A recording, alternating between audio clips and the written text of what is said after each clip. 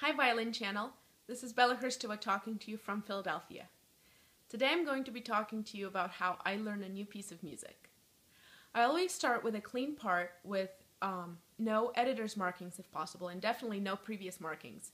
I find it much easier to come up with my own ideas about how I want to play the piece if there are no previous influences in my part.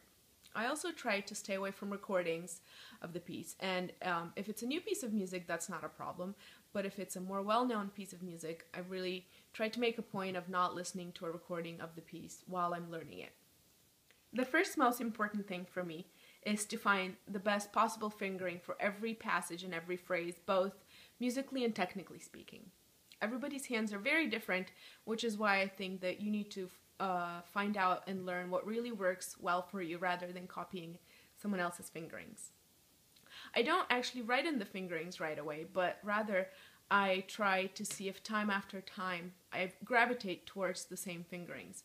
And if I do them for a few days in a row and they seem to work well, I write them in, because once they're in the part, it's human nature to do them.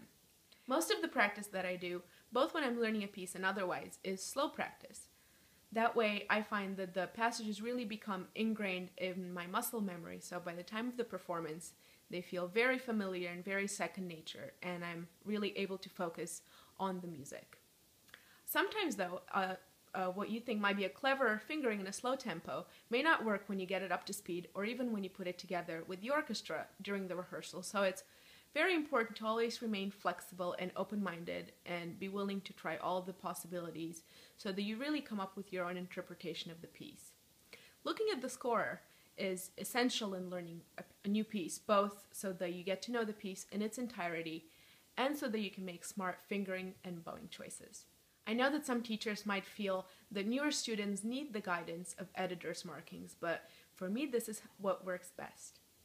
I hope this helps, and happy practicing!